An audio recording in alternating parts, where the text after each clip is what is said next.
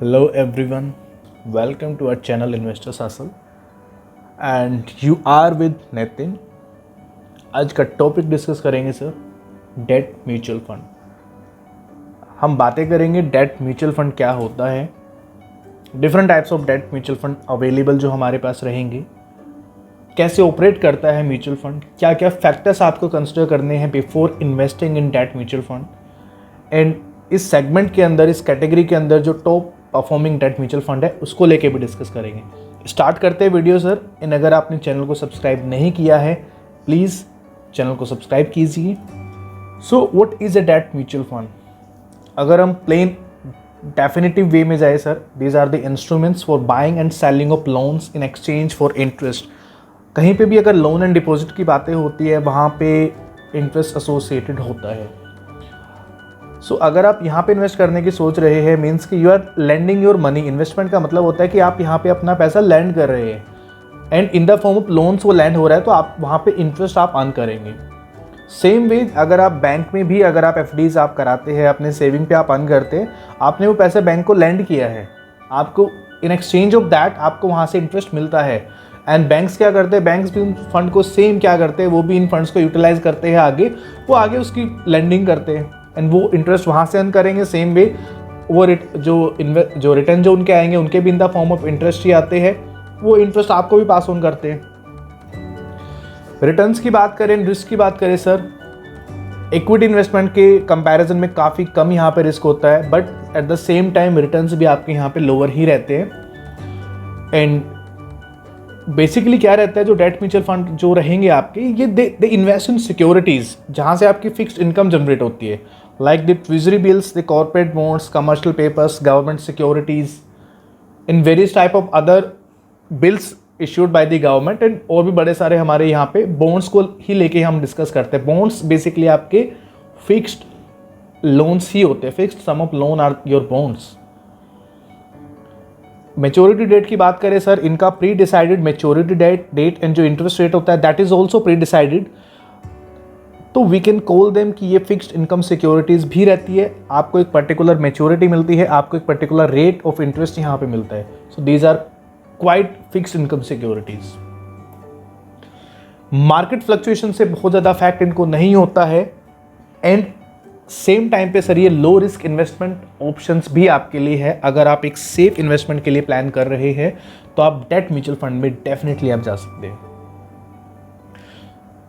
यहाँ का जो इम्पैक्ट जो रहता है सर, आपको जस्ट वो इंटरेस्ट रेट के अकॉर्डिंग आपके जो प्रिवेलिंग जो इंटरेस्ट रेट्स है वहाँ से थोड़ा बहुत फ्लक्चुएशंस आपका रिटर्न्स में होता है। अदरवाइज यहाँ पे मार्केट फ्लक्चुएशन से आपके इन्वेस्टमेंट को, आपके सिक्योरिटी को कोई भी इम्पैक्ट नहीं होता है, कोई फ़र्क नहीं पड़ेगा आपको।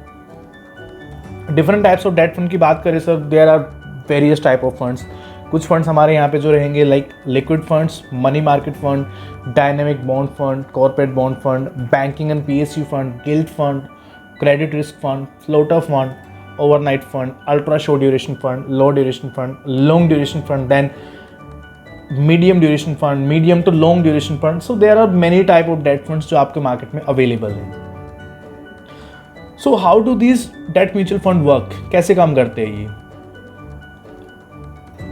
जो आपके फंड मैनेजर्स होते हैं जहाँ पे आप पैसा इन्वेस्ट करते हैं, किसी भी पर्टिकुलर म्यूचुअल फंड में आप अगर पैसा अपना इन्वेस्ट करते हैं, उनकी क्रेडिट रेटिंग होती है।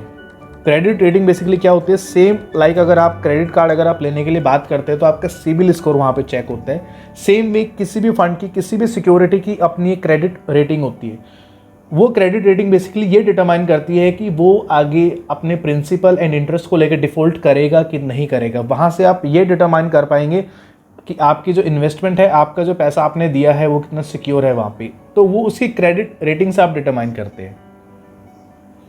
हायर रेटिंग की बात करें सर, ऑब्वियसली अगर रेटिंग हमारी जितनी हाई होगी that's a high quality debt and आपका जो वहाँ पे डिफ़ॉल्ट करने की जो कंडीशंस है, डिफ़ॉल्ट करने की जो लाइकली जो हुड है दैट इज़ क्वाइट लेस, आपका वहाँ पे डिफ़ॉल्ट नहीं होगा अगर हायर रेटिंग है। सो द क्वेश्चन इज़ कि क्या आप जो लो क्वालिटी डेट है वहाँ पे भी इन्वेस्ट कर सकते हैं? अगर फंड मैनेजर्स की बात करें तो लो क्वालिटी डेट में वो इन्वेस्ट करते हैं, यस वो लो क्वालिटी डेट में भी इन्वेस्ट करते हैं to gain some higher returns, but वहाँ पे वो अपने डाइवर्सिफिकेशन में अपना पोर्टफोलियो सेट करते हैं एंड नो डाउट कि अगर आपका जो रेटिंग है वो हाई रहेगा तो वो ज़्यादा स्टेबल होंगे डेफिनेटली। बट लो रेटिंग के केस में क्या रहता है, फंड्स में बहुत एक बड़ा छोटा पोर्शन आपका लो क्वालिटी डेट में भी जाता है, सो दैट कि आपका पोर्टफोलियो का जो रिटर्न है उसको वो मैक्सिमाइज कर सके। डिफरेंट टाइप ऑफ रिस्क की अगर हम बात करें सर, सबसे फर्स्ट रिस्क हमारा जो डेट फंड में वो रहता है, ये सेम आपका क्रेडिट रिस्क ही रहता है कि आपका जो प्रिंसिपल एंड जो इंटरेस्ट है उसकी पेमेंट में डिफॉल्ट होगा या नहीं होगा, that is your credit risk. Next हो जाता है आपका इंटरेस्ट रेट रिस्क, मींस कि आपके जो इंटरेस्ट रेट है, जो इंटरेस्ट रेट आपने प्री डिटरमाइन किए हैं या आपके ऑलमोस्ट आपके जो इंटरेस्ट रेट होते हैं वो फिक्स होते हैं, बट वहाँ पे एक क्लोज आपका ये भी रहता है कि अगर कोई गवर्नमेंट स्कीम के अकॉर्डिंग आरबीआई जो इंटरेस्ट रेट में जो फ्लक्चुएशंस डालता है वहाँ पे अगर कोई भी चेंज होता है तो वहाँ से आपके रिटर्न्स में भी चेंज आएगा, फॉर श्योर आएगा सर। ठीक है, लिक्विडिटी रिस्क की बात करें सर, जो फंड मैनेजर्स होते हैं, फंड हाउसेस होते हैं, एट द सेम टाइम अगर यहाँ पे बड़ी सारी रिडम्पशन रिक्वेस्ट अगर यहाँ पे आती है तो इनके पास कैश क्रंच यहाँ पे अराइज हो सकता है, लिक्विडिटी को लेके इश्यूज आ सकते हैं। फॉर इंस्टेंस कि अगर अभी आपके कोरोना के टाइम पे क्या हुआ, लोगों के पास जॉब नहीं थी, उनके पास सैलरीज नहीं आ रही थी, तो उनके पास अगर इन्वेस्टमेंट थी यहाँ पे तो सबने अपनी इन्वेस्टमेंट यहाँ से पुल आउट की, एंड पुल आउट करने के लिए क्या किया, सबने अपनी रिक्वेस्ट डाली, तो यहाँ पे लिक्विडिटी क्रंच आया है। तो ऐसे कुछ इंस्टेंसेस होते हैं, बट ये बहुत रेयर ही होता है, यूजुअली नहीं होता है कि लिक्विडिटी इश्यूज हो यहाँ पे रहते हैं। टैक्सेशन की बात करें सर अगर हम यहाँ पे, तो शॉर्ट टर्म कैपिटल गेन के अंदर क्या रहेगा, अगर आप उसको up to a period of 3 years और लेस अगर आप होल्ड करते हैं तो वहाँ पे short term capital gain rise होता है। एंड टैक्स उसकी टैक्सेबिलिटी की बात करें तो as per the slab rates, means कि आपका जो नॉर्मल जो इनकम रहता है, आपका सैलरी इनकम होता है या जो अदर इनकम होता है, आपका इनकम स्लैब के अंदर ही वो कंसिडर हो जाता है, वहीं पे आप उसको एडअप करके कैलकुलेट करते हैं, नॉर्मल अपने स्लैब रेट के अकॉर्डिंग यहाँ पे टैक्स करते हैं जो शॉर्ट टर्म कैपिटल गेन रहते हैं। लॉन्ग टर्म कैपिटल गेन की अगर बात करेंगे, अगर आपकी होल्डिंग मोर देन 3 ईयर्स के लिए जाती है तो वहाँ पे long term capital gain rise होता है, जहाँ पे आपको 20% से टैक्स किया जाता है, that too with indexation benefits.